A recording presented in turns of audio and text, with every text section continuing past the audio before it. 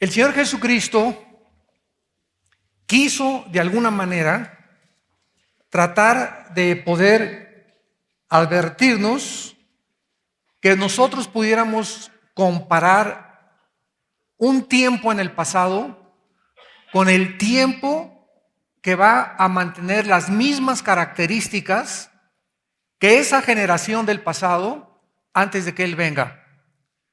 Una de las cosas más maravillosas del amor de Dios, como dijo el gran predicador Charles Spurgeon en Inglaterra, en el infierno no va a haber ninguna persona que antes no haya sido amada por Dios. En el infierno no va a haber ninguna persona a la que Dios haya mandado. Todas las personas que estén condenadas eternamente es porque ellas escogieron estar en ese lugar. Y esta vida que tenemos es precisamente para que nosotros determinemos y escojamos dónde queremos pasar la eternidad. Porque si ahorita tú no estás a gusto con la santidad, entonces vas a estar a gusto en el cielo. Si en esta vida no te gustó seguir a Dios ni someterte a Dios, tampoco lo podrás hacer en la otra vida. Entonces, si en esta vida a ti te gusta, ¿verdad?, el mal, la maldad, etcétera, etcétera, vas a estar tal vez muy contento en el infierno. Pero qué sorpresa te vas a llevar de que no es como tú lo esperabas.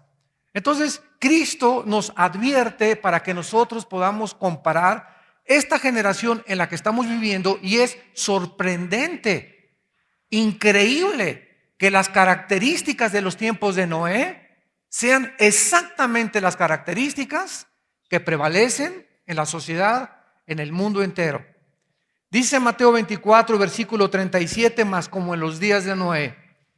Cristo, insisto, quiere tratar de que entendamos que en los días de Noé van a ser iguales antes de que Él regrese. Como en los días de Noé, así será la venida del Hijo del Hombre. Porque como en los días antes del diluvio estaban comiendo, bebiendo, casándose y dando en casamiento hasta el día en que Noé entró en el arca, y la única frase que usa el Espíritu Santo es que esa generación no quiso entender. No entendieron hasta que vino el diluvio y se los llevó a todos. Así será también la venida del Hijo del Hombre. Cuando nosotros comenzamos a estudiar, vamos al libro del Génesis capítulo 6, los tiempos de Noé que hemos venido estudiando. Los que no han podido escuchar las conferencias anteriores ya están disponibles para que las puedan ustedes conseguir y no te pierdas esta serie impresionante acerca de los tiempos de Noé.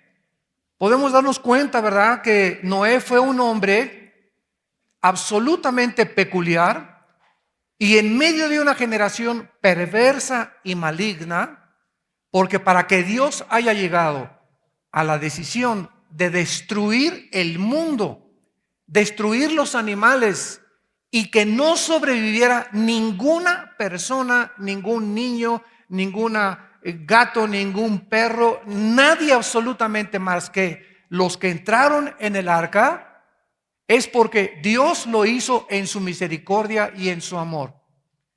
Si yo tengo una caja de jitomates y entro a la caja de jitomates y veo que el 60-70% de los jitomates están pudriéndose, ¿qué es lo que voy a hacer? Voy a sacar el último que queda tal vez, o los dos últimos que quedan, y los demás que hago con ellos, los tiro a la basura.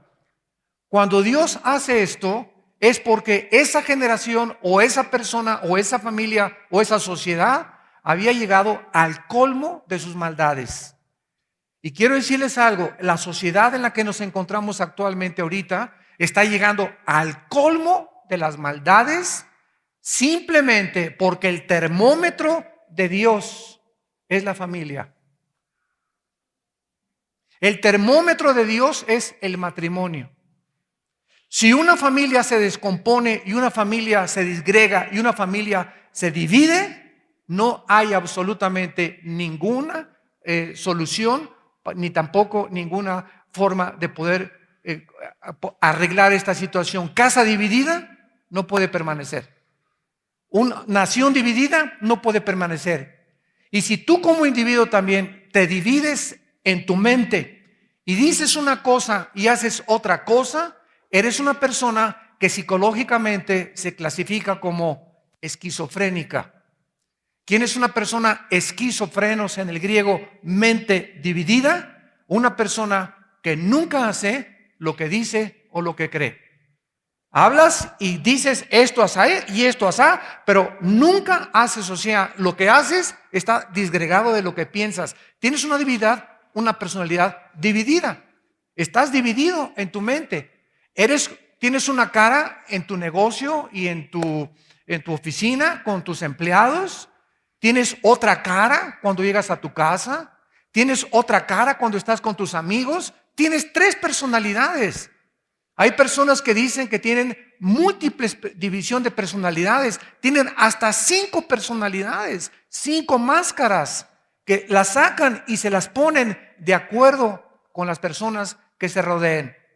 Y esto es absolutamente un síntoma, ¿verdad? O una connotación muy profunda de que hay un problema espiritual en tu vida. Porque la Biblia nos manda que los cristianos seamos de una sola pieza. Que la cara que yo tengo con ustedes la tenga yo con mi esposa, la tenga con mis amigos, la tenga en el trabajo, la tenga donde quiera que sea yo el mismo en donde quiera que yo me encuentre. Porque mi personalidad está integrada. Cuando nos comenzamos a desintegrar, comenzamos a perder el camino, comenzamos a irnos por otros lados, comenzamos a salirnos completamente de la dirección del Espíritu Santo.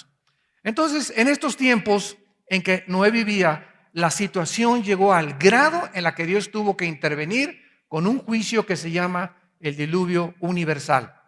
Veamos nosotros algunas características en los tiempos de Noé en el capítulo 6, versículo 11, y dice que se corrompió la tierra delante de Dios. O sea, todas las cosas son delante de Dios. Y la tierra estaba, en segundo lugar, llena de violencia.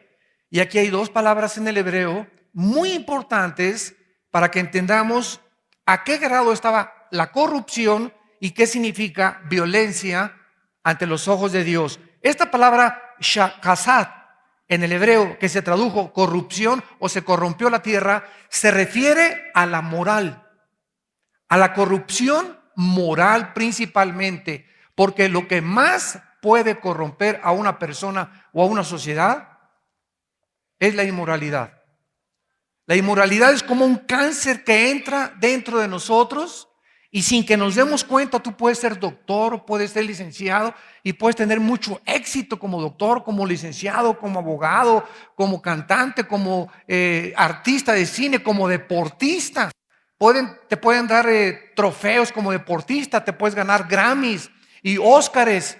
Y vemos a las personas por afuera nada más y las admiramos y les hacen películas y les hacen estatuas, esculturas inclusive o pinturas.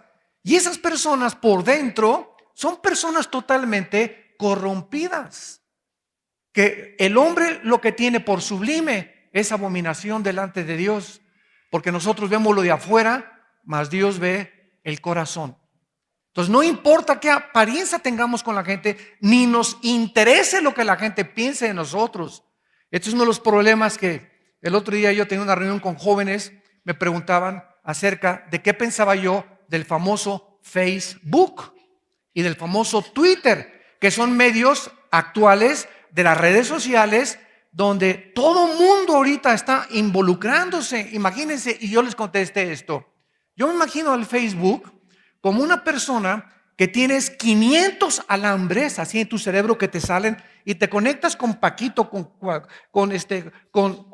Saúl, con Jorgito, con Carmelita, y estás completamente conectado con todos y quieres saber qué piensan ellos quieren saber qué piensas de ti y así te pasas 2-3 horas del día en comunicación hueca y vana sin ningún valor. ¿A quién le importa que yo esté en Acapulco o a quién le importa el perro que compré yo? Pero ahora y se considera, ¿verdad? Redes sociales. O sea, tenemos que estar totalmente todos unos a otros enterados de nuestra vida privada. Yo jamás, hasta este momento, jamás pude entrar ni tenemos porque la página oficial de Vida Nueva y Armando Alducin Ministries tiene Facebook. Pero yo no, o sea, si me meto 1 o 2 veces a Facebook o al Twitter, ¿verdad? Diario, ¿verdad? Y es mucho, tal vez, en una semana. ¿Por qué? Porque tengo demasiadas cosas más importantes que meterme en la vida de qué piensa fulano de tal y qué piensa mengano de tal.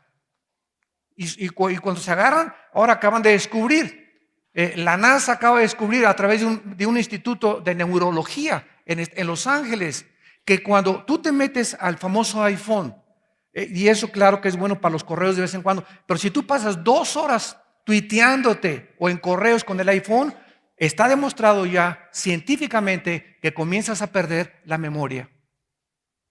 Se te comienzan a olvidar las cosas. ¿Por qué? Ahora lo conocemos.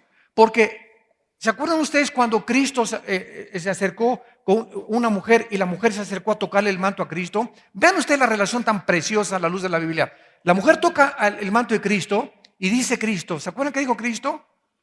Poder ha salido de mí. O sea, en el mundo espiritual invisible, cuando nosotros vemos la televisión, de la televisión sale algo que entra, al estar viendo la televisión 1 o 2 horas diarias, entra algo que te desgasta, porque tú estás concentrado, estás enviando energía a la televisión y la televisión te está enviando energía a ti. Entre nosotros tenemos esa comunicación de energía. Por eso muchas veces es posible la famosa telepatía, donde una persona puede pensar o entender los pensamientos de otra persona, porque los pensamientos viajan. ¿Qué es la energía? ¿Qué es la luz? Energía en movimiento. Cuando Dios dijo en Génesis capítulo 1 versículo 3 que sea la luz, no era la luz del sol y la luna, esos fueron creados posteriormente, se refería a la energía. ¿Y qué es la energía? Dicen los científicos, un fluido de electrones. Pero la energía es energía, la luz es energía en movimiento, porque la luz viaja, las tinieblas son estáticas. Una persona que está en tinieblas no va a ningún lado. Una persona que está en la luz continuamente va hacia adelante. Qué increíble que Dios haya puesto estos fenómenos físicos a la luz de la palabra de Dios y a la luz de los descubrimientos de la ciencia. Entonces tú estás con tu aparatito ahí todo el día 3, 4 horas sin que te des cuenta, estás desgastando por la concentración que tú tienes en el aparatito de saber qué le contestas y qué por acá y púchale acá, empújala acá y esto y el otro. Sin que te des cuenta, comienza de alguna forma la zona del cerebro que guarda la memoria, comienza a desgastarse, porque son millones de neuronas las que forman el cerebro humano. Y así nos damos cuenta que toda la tecnología que usamos nosotros, desgraciadamente, la usamos para el mal. Acabamos abusando de la energía atómica, fabricamos la bomba atómica. Las tarjetas de crédito, abusamos de ellas y nos endeudamos. Todo lo que tenemos lo usamos y lo llevamos a los extremos. ¿Por qué? Porque no sabemos cómo usar las cosas. ¿Y por qué no sabemos? ¿Que no somos inteligentes? Claro, pero nos falta la sabiduría de Dios. Mientras tú tengas todo y no tengas la sabiduría de Dios, lo que tengas lo vas a desperdiciar. Si tienes dinero y no tienes la sabiduría de Dios, no vas a saber cómo invertir el dinero. No vas a saber cómo manejar tus negocios. No vas a saber cómo manejar a tus hijos, ni a tu esposa. No vas a tener la dirección del Espíritu Santo, porque para esto necesitamos, como somos tan inadecuados y tan vulnerables y tan tontos y tan tercos y tan necios, que necesitamos a Dios. De ahí la frase de Juan 15, versículo 5, separados de Cristo, nada podemos hacer. Y si tú llegas a entender eso, que separado de Dios no podemos hacer nada, N-A-D-A, nada. Vas entonces diario a aferrarte a su palabra y a tratar de ser guiado por el Espíritu Santo. Cuando sabemos que tenemos que tomar tantas decisiones tan importantes diariamente, qué terrible es. Yo me siento a las 11, 12 del día. Si no tuve un tiempo devocional con Dios y no estuve en su palabra, aquí está la naturaleza como un león.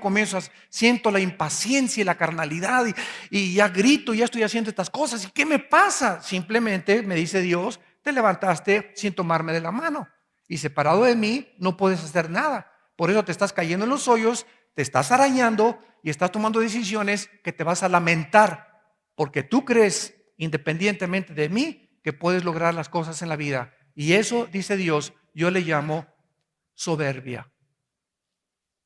¿Qué es la soberbia? Creer que podemos actuar, vivir, administrar sin tener en cuenta a Dios en nuestras vidas. Entonces, esta palabra, se corrompió la tierra delante de Dios, era una corrupción moral. Estaban desintegrados interiormente las personas en tiempos de Noé, como lo está la sociedad actual en la que vivimos. Es increíble ya los videos que están sacando en la televisión, ya de una pareja de cantantes con relaciones lésbicas, famosísimas las dos cantantes en la televisión, por todos lados ya tratando de que sea normal y que se acepte que un hombre se pueda casar con un hombre y una mujer con una mujer. Esto es ya el extremo total al que podríamos llegar como seres humanos. Es el colmo ya de la corrupción de la moral de los seres humanos. Y cuando ya se propaga y hay estados, porque ¿qué es la democracia? La democracia es demócratos, gobierno del pueblo. Entonces, si el pueblo dice sí, el 60%, el gobierno lo tiene que aceptar. Si vamos todos a votar por hacer un consenso y un plebiscito para ver acerca de quién está a favor del aborto, y el 70% de Toluca está a favor del aborto, pues se va a legalizar el aborto. Entonces vivimos una sociedad en la que nos damos cuenta que la familia se encuentra en peligro. Y veamos estas familias que tenemos en las iglesias. ¿Qué es una iglesia cristiana? Es una reunión de familias que venimos a la cruz los domingos a recibir alimento, guía, dirección, consuelo, fortaleza para poder sobrevivir los tiempos peligrosos que estamos viviendo y poderles aportar a nuestros hijos y poderles heredar a nuestros hijos una verdadera educación cristiana. Y para que estas cosas también entre semana podamos nosotros continuar llevándolas y aplicándolas y practicándolas todos los días de nuestra vida. Y es lo maravilloso de una iglesia, ¿verdad? Somos una familia, somos como una tribu, donde todos tenemos que estar preocupados unos por otros, ayudarnos unos por otros, ¿verdad? Tratar de consolarnos unos por otros. No llegas a la iglesia, como les he dicho, con orejeras, no saludas a nadie, no volteas a ver a nadie, no oras por nadie. Entras a la iglesia como al cine, te entras como el borras y te sales como el borras de aquí de la iglesia por la puerta, y te das cuenta que estás desconectado totalmente de tu familia porque vives centrado totalmente en ti. Es tu yo, el rey del yo te dicen en tu tierra. Y esta palabra que dice la Biblia que se llenó de violencia es la palabra interesante, jamás. Y es interesante que esta palabra es la palabra que la lleva un grupo terrorista en el Medio Oriente, el grupo Hamas, que significa violencia. Y esta violencia, ¿verdad? Está asociada, esta violencia, escúchenme, esta violencia, porque hay violencia contra la gente, hay otros que matan, pero la palabra violencia aquí jamás está asociada con la violencia intrafamiliar. Estaba corrupción moral y violencia intrafamiliar. Todo estaba relacionado en los tiempos de Noé con la destrucción de la familia. ¿Y qué es lo que hay ahorita en el mundo? Es impresionante la cantidad de mujeres abusadas por los varones. Mi esposa tiene una organización aquí en Toluca, están las oficinas generales, que se llama Tamar, donde tratamos de ayudar a las mujeres con problemas de violencia intrafamiliar. Tenemos asesoría del gobierno jurídicamente, asesoría de hospitales, asesoría de psicólogos cristianos, asesoría pastoral de parte de nosotros, etcétera, etcétera, porque es increíble la cantidad de mujeres abusadas. Y las que no son abusadas físicamente, son abusadas psicológicamente por sus maridos. ¿Ustedes saben lo que es la esclavitud? La esclavitud es ponerte bajo el dominio o el control de otra persona. Si cualquiera de ustedes está bajo el control o el dominio de la voluntad de otra persona, eres esclavo de esa persona. Y Dios nos dice en la Biblia, los reyes de la tierra se enseñorean, quieren controlar, y es el impulso de la naturaleza humana, controlar a los demás, controlar a la esposa. Ella la voy a controlar y le voy a prohibir y le voy a hacer, y las mujeres se sienten así, ya no son libres, son esclavas, están bajo el dominio y la voluntad de un varón que se quieren aprovechar de su debilidad y de su fragilidad como mujeres para poder abusarlas. Y esta es la razón por la cual, escúchame, esta es la razón por la cual hay tantos varones con tantas maldiciones. Porque todos estos varones no van a prosperar en su vida. Todos estos varones, y hay una grande relación entre la impotencia sexual y el abuso a las mujeres. Es increíble las estadísticas también de varones ya de entre 40 y 60 años de edad con disfunciones eréctiles, impotencia sexual. Y por eso la venta de la Viagra y Levitra y quién sabe tantas pastillas, ¿verdad? Porque los varones están quedando que pues ya no puedo. Ya no puedo. Oye, pues tienes 40 años, 50 años, deberías tener fuerzas como un búfalo. Pues no, ya no puedo. Y si comenzamos a trazar los problemas, siempre buscamos el problema o fisiológico, o físico, o neurológico. Y la Biblia nos muestra que la raíz de toda la descomposición del hombre, ya sea problemas mentales, ya sea problemas físicos, tienen una raíz: el espíritu. El espíritu está enfermo. Has pecado en tu vida. Hay algo en tu pasado, tal vez que no has perdonado o no has arreglado. Y dice la Biblia, tus pecados, los que cometiste en el 2001, ahí los agarraste y los enterraste y los metiste en la alfombra. Y el daño que hiciste en el año 2001, crees que ahí está tapado. Y tú vas en el 2002, 2003, 2004, 2005, no ha pasado. Y en el 2007, esos pecados de repente salen de la alfombra y te alcanzan. Porque dice la Biblia, tus pecados te alcanzarán. Pero Dios no puede ser burlado. Tarde o temprano los pecados nos alcanzan.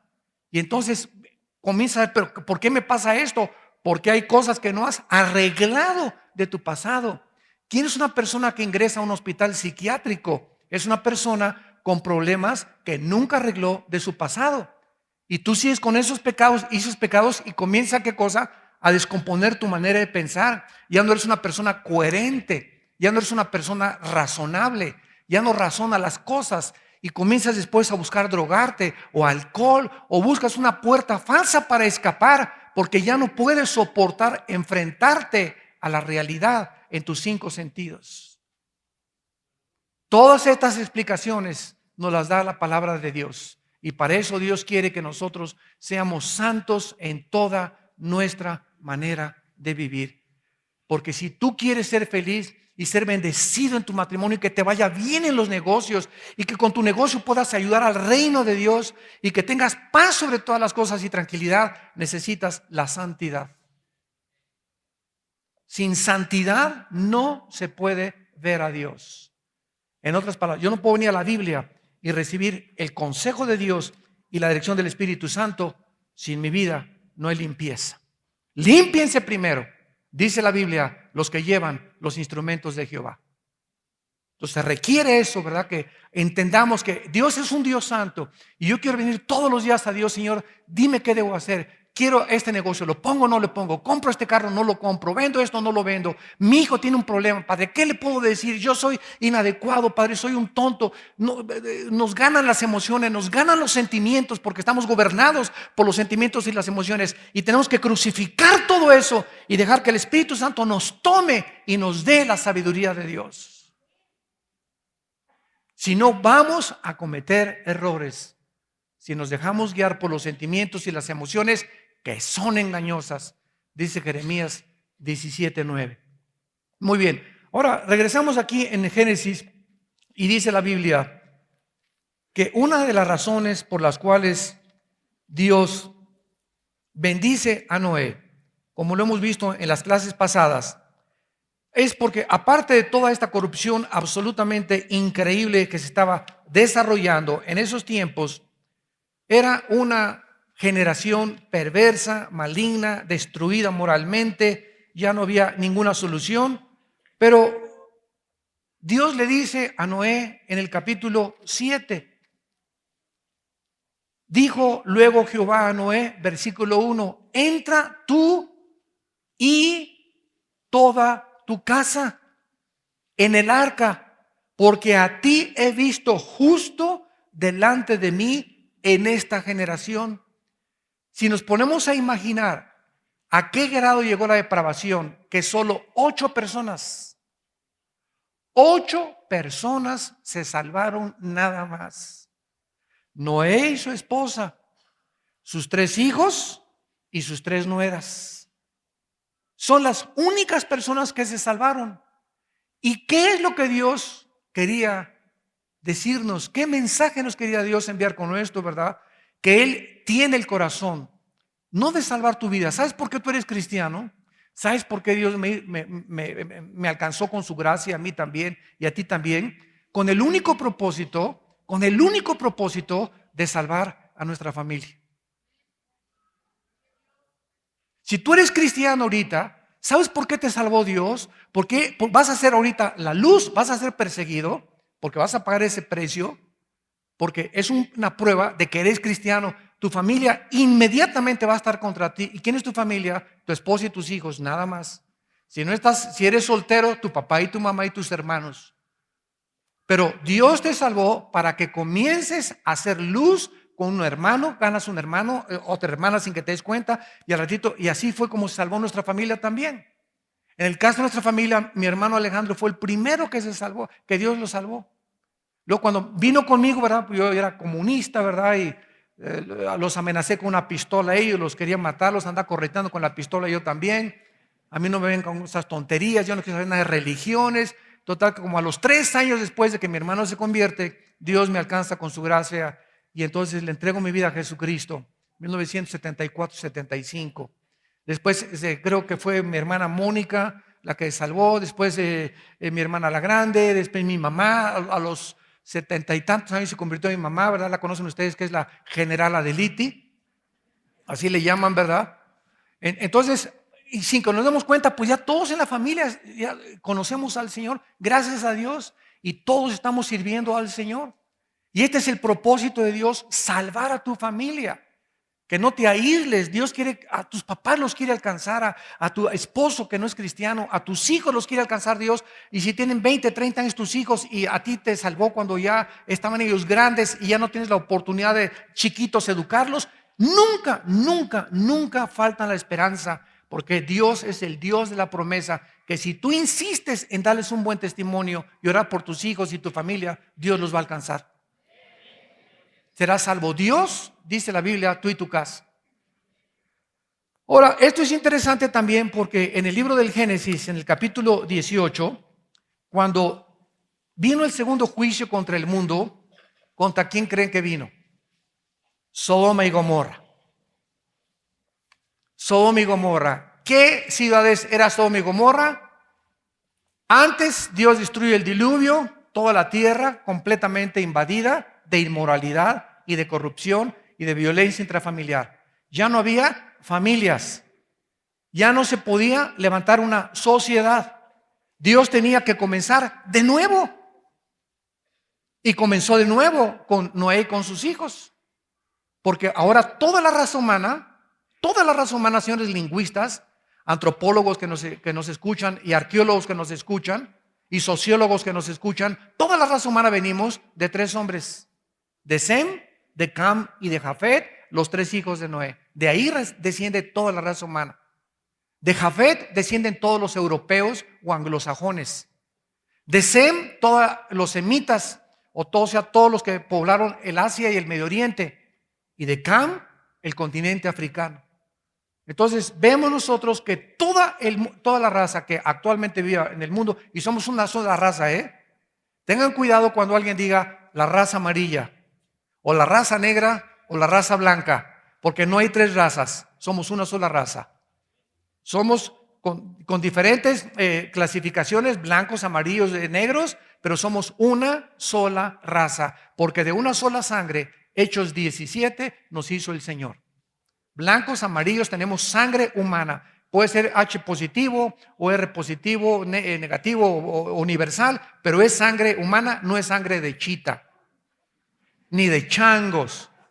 Y si tu maestro te sigue insistiendo en la universidad de que venimos del mono, ¿verdad? Que cuando necesita una transfusión de sangre, busquen a Chite y le transfundan la sangre. A ver si funciona. Cuando Dios destruye a Sodoma y Gomorra,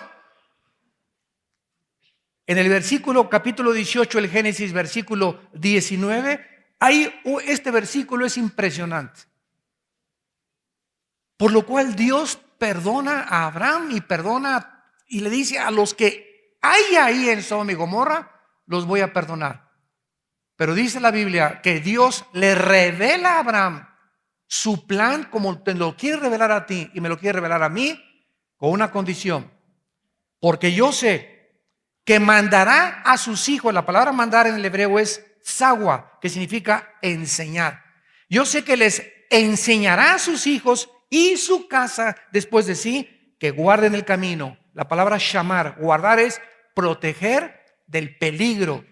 Les va a enseñar a sus hijos y a su casa, y Él va a protegerlos del peligro. Las familias estamos en peligro.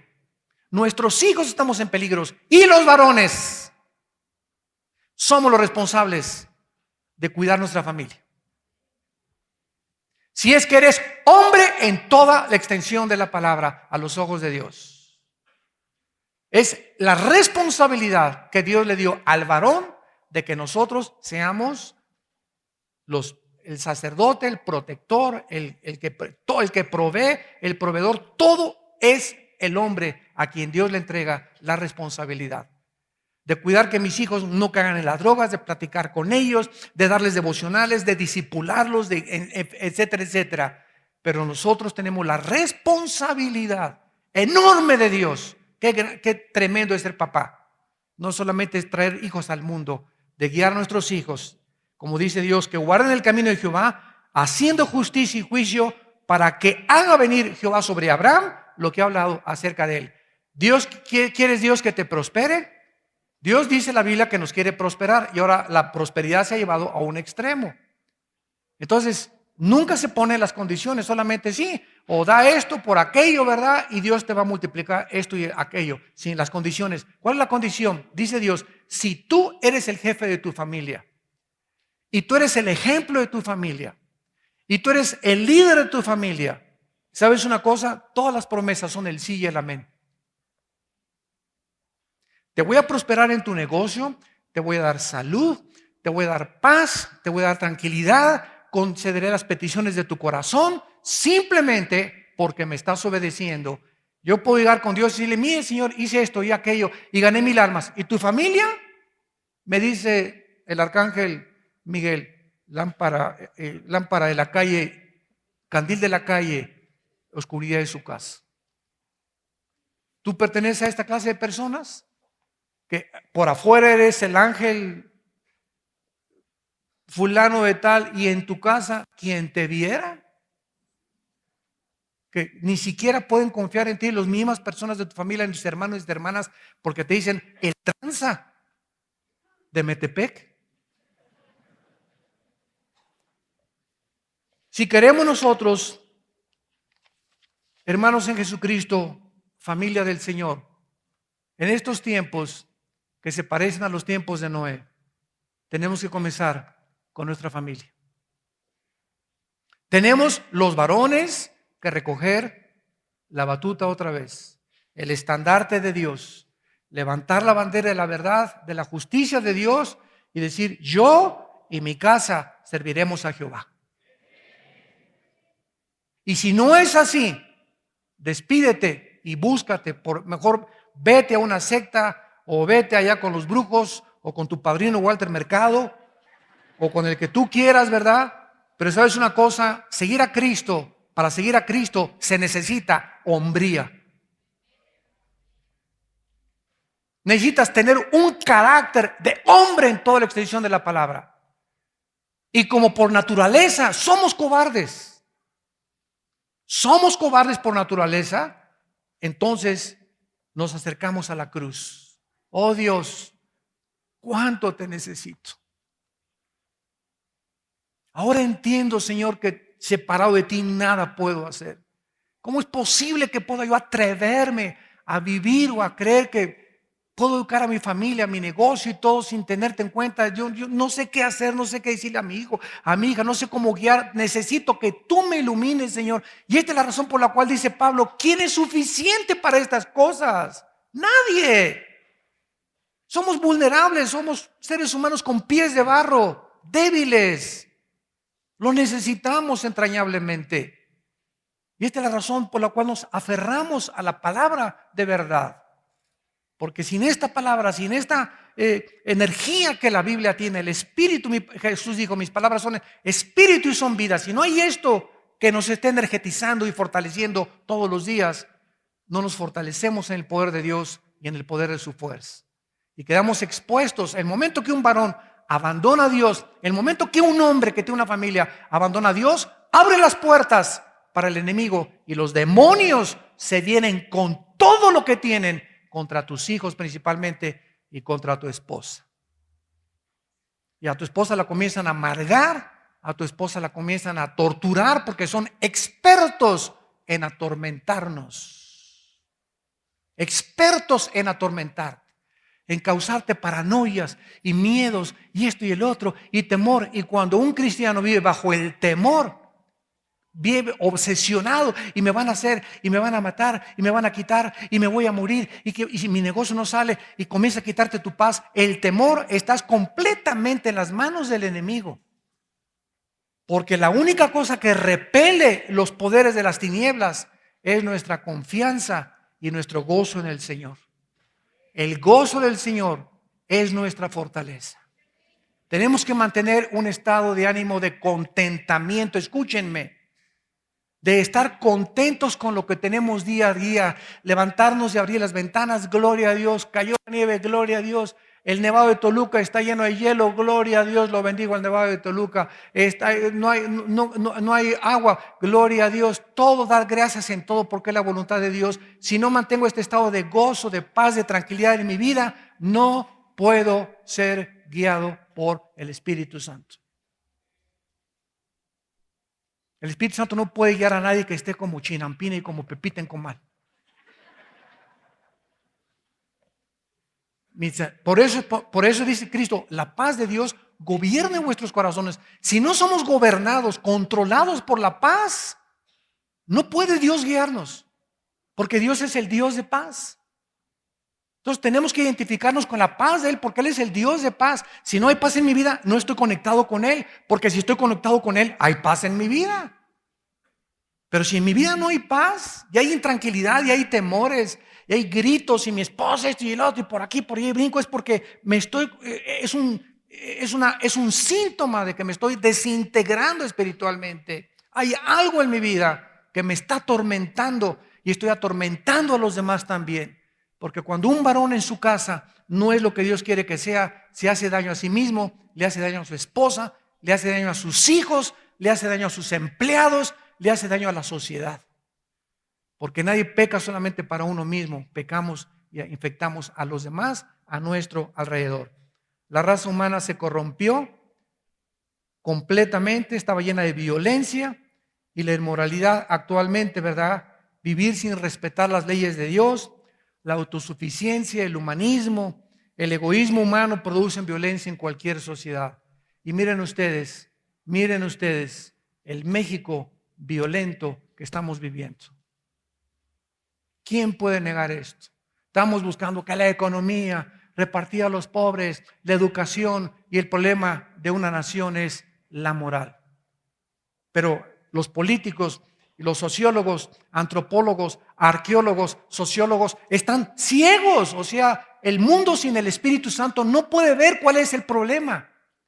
Tú tienes que ser médico para diagnosticar a través de los rayos X que lo que tú tienes es cáncer en el colon y no dolores de estómago.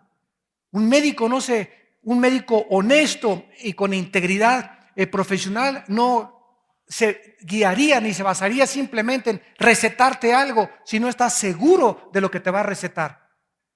Entonces, así está el mundo, estamos autorrecetándonos y no hemos venido al que nos tome los rayos X, y es Dios el que nos dice con sus rayos X, que es la Biblia, que el problema del ser humano es la corrupción moral. De ahí parte todos los juicios de Dios, y por eso cayó el juicio completamente en los tiempos de Noé.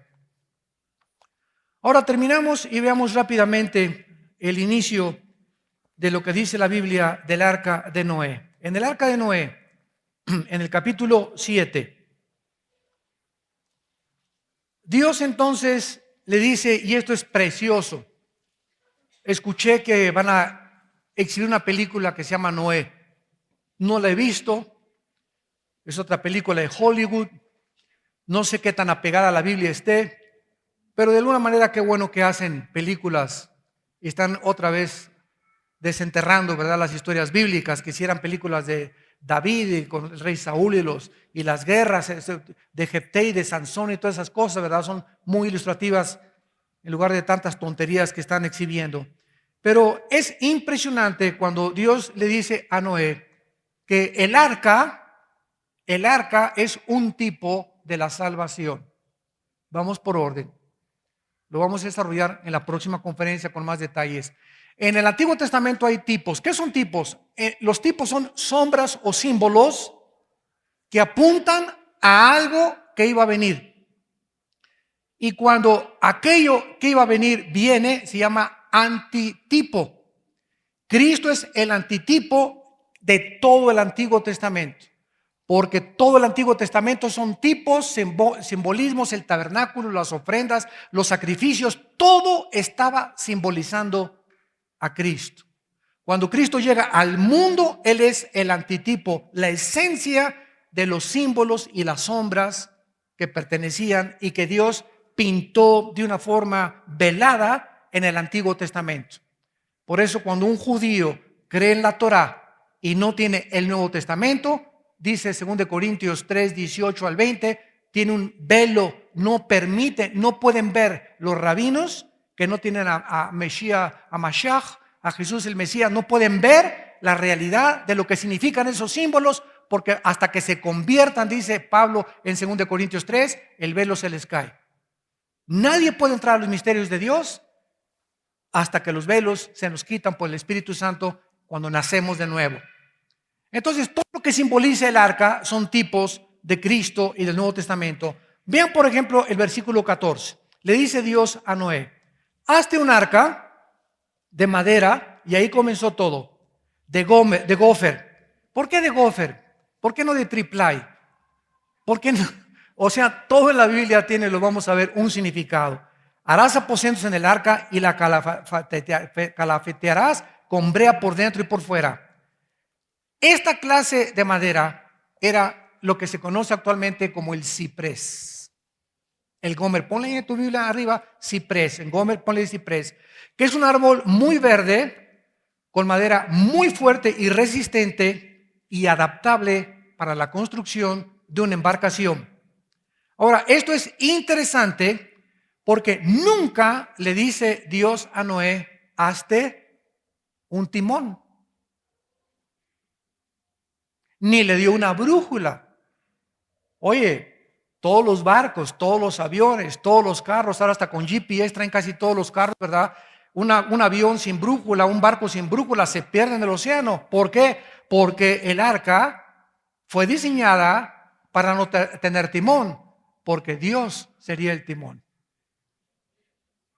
El arca fue diseñada para flotar y no para navegar. ¿Me van siguiendo? Fue diseñada para flotar, o sea, quedó a la deriva, ahí totalmente. ¿Se acuerdan cuando los papás de Moisés metieron a Moisés de bebé en un arca. Es una arquita, es la misma palabra que se usa en el hebreo para arca, una canastilla. El arca no era una canasta grandísima, una canasta es la que guarda los huevos, la que guarda algo de proteger, es como un nido también. La palabra arca también se traduce nido. Bueno, eso lo veremos con más detalles después. Pero agarra los papás de Moisés y lo avientan al río Nilo, a la deriva. O sea, había cocodrilos y todo en el río Nilo, pero no tenía ninguna dirección, ¿verdad? El río más que la corriente, a ver, pero ellos confiando en que Dios iba a guiar esa arca, esa canastita, y llegó exactamente a pasar enfrente donde se estaba bañando la hija del emperador y del hombre más poderoso de la tierra en ese tiempo, que jala la canastilla de Moisés y lo adopta al niño, y Moisés crece en el palacio. Lo que el faraón quiso hacer para destruir al niño que podía ser su amenaza y quitarle el reino, el mismo emperador lo cría en su palacio. Oh, los caminos de Dios son inescrutables e insondables sus obras, ¿verdad? Bueno, aquí esta arca igual, ¿verdad? O sea, el arca es una arca en la que Dios no tendría nada de decirle, haz un timón, haz instrumentos. ¿Por qué? Porque quedaría a la deriva. Dice Jeremías 10:23, el hombre no es señor de su camino, ni del hombre que camina ordenar sus pasos. El hombre no es señor de su camino. Cuando recibes a Cristo, quedamos a la deriva. Es precioso acostarte así, Padre, mañana yo no sé ni qué onda. Lo único que sé y lo único que me preocupa, como dijo Moisés, es que tú estés conmigo. Mañana, ¿verdad? ¿Quién sabe qué problemas haya? Pero tú me vas a dar porque me acuesto contigo, me levanto contigo, estoy en comunión contigo, pero no estamos a la deriva. O sea, es lindo abandonarte a los ojos, así. Es como ahí en Acapulco, en el mar, en una llanta, te pones así, ¿verdad? Y no tienes timón, ahí te caes en la llanta ahí te quedas, ¿verdad? Y te lleva, a veces te lleva 10 metros, 15 metros la llanta, pero tú te duermes ahí en tu llanta y te quedas a la deriva. No le diste ninguna dirección, no querías nada más querías descansar. Es lindo levantarnos y quedarnos a la deriva de Dios. Señor, tú eres mi timón, tú eres mi capitán, tú eres mi salvación, tú eres mi fortaleza, mi pronto auxilio en todas las tribulaciones. Qué lindo es vivir así y no levantarte y mañana, y esto y el otro. Dame un chocho, por favor. Una pastilla, si no, no me puedo levantar. O si no, me tomo 2 cafés, no puedo funcionar. Y en segundo lugar, dice la Biblia, ¿verdad? En el versículo 14, para terminar en esta mañana, dice el versículo 14, que esta arca iba a ser calafateada. Esta palabra calafatear en el hebreo es la palabra kafar, con K y PH, kafar, que significa cubrir, y es la misma palabra en el hebreo que se usa en los sacrificios del libro del Levítico para expiación. La palabra expiación es cubrir con sangre el sacrificio, o el sacrificio es el que cubre, ¿verdad? Con su sangre derramada el pecado, no lo perdonaba, lo cubría, lo tapaba, nada más. Qué tremendo es esto, ¿verdad? Porque el arca es de madera, mucho cuidado, de madera. La madera en la Biblia significa la humanidad. Cristo era hombre y era Dios. En la Biblia la madera es la humanidad, el oro la divinidad. El arca donde Dios moraba era de madera, cubierta con oro, porque era un símbolo de Cristo. El arca del testimonio, el arca de la alianza. Entonces el arca simbolizaba que Cristo era hombre y el Mesías sería cubierto por la divinidad, sería Dios también. Entonces el arca es, o sea, la humanidad es cubierta por la sangre de Cristo. Y de la misma forma, si no estamos cubiertos con la sangre de Cristo, así como la madera, si no hubiera sido calafateada con brea, con esta sustancia, la humedad hubiera corrompido la madera, porque estuvo casi un año, ¿verdad? A la deriva. Así nosotros, nuestra humanidad, si no estamos cubiertos con la sangre, se corrompe. Nos autocorrompemos porque somos autodestructivos. Y todo se encuentra aquí en símbolos, en tipos, donde el Espíritu Santo nos revela que las cosas secretas de Dios le pertenecen a Dios. Y solamente el Espíritu Santo nos las revela, dice 1 Corintios 2, 10 en adelante, si tenemos al Espíritu de Dios. Bienaventurados sean todos ustedes los que han nacido de nuevo y han podido estar cubiertos con la sangre de Cristo, porque la única manera de no poder seguir en el camino que llevábamos todos de nuestra autodestrucción. Te damos gracias por tu palabra en esta mañana, Señor. Te damos gracias porque has escondido estas cosas de los sabios y de los entendidos y se las has revelado a los niños. Gracias por tu amor, Dios de paz, que resucitaste a Jesucristo de los muertos por la sangre del pacto sempiterno, los haga a todos ustedes aptos para toda buena obra, haciendo Dios en ustedes las cosas que son agradables delante de Él, llevando fruto en toda buena obra, creciendo en su gracia y conocimiento, fortalecidos interiormente en toda paciencia, con el poder de su Espíritu. Gracias por haber tenido misericordia de nosotros. Gracias porque sigues esperándonos para que podamos continuar caminando contigo, porque separados de ti nada podemos hacer. En esta mañana muchos de ustedes no tienen a Cristo. Tal vez tienes una religión o has profesado alguna religión o vienes aquí a la iglesia desde hace algún tiempo, pero no ha habido un cambio en tu vida.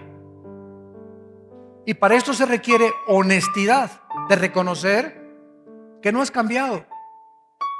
Yo te pregunto, ¿eres más amoroso con tu esposa? ¿Eres más paciente con tus hijos? ¿Amas cada vez más a tus padres, hayan hecho lo que te hayan hecho tus padres? ¿Has perdonado a tus enemigos? A los que te han ofendido no te escondes de ellos, sino que los puedes saludar, porque no le guardas nada a nadie de rencor. ¿Hay en tu vida más amor por los demás? ¿Más preocupación porque el Evangelio siga recorriendo las naciones? ¿En tus finanzas y administración eres más generoso en la obra de Dios? ¿Tienes más paz? ¿Tu vida está controlada más por el dominio propio? Todas estas cosas son síntomas de que has nacido de nuevo, de que realmente tu fe te ha salvado. Si no tienes estas cosas, aunque sea el inicio de estas cosas, eres religioso nada más.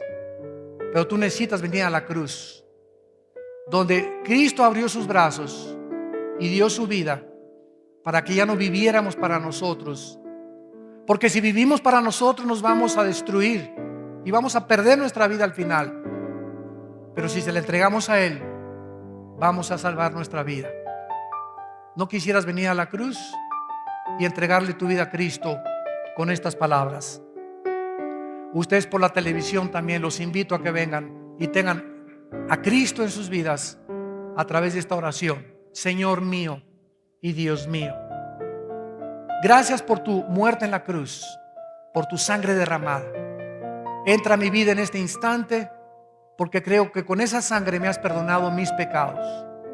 Te pido que me des a través del Espíritu Santo el poder y la fuerza que necesito, que no tengo, para vivir para ti, para ser un guerrero de tu ejército celestial y ayudar a mi familia a salir del hoyo en que se encuentran todos, lo confundido que viven mis amigos, mi familia, porque no te conocen. Oh Dios, hazme un portador de esa luz. Entra a mi corazón como mi Señor y mi Salvador, en el nombre de Cristo. Amén. Amén y amén. Gracias por la palabra de Dios. Gracias por este libro maravilloso. Gracias, Señor. Gracias.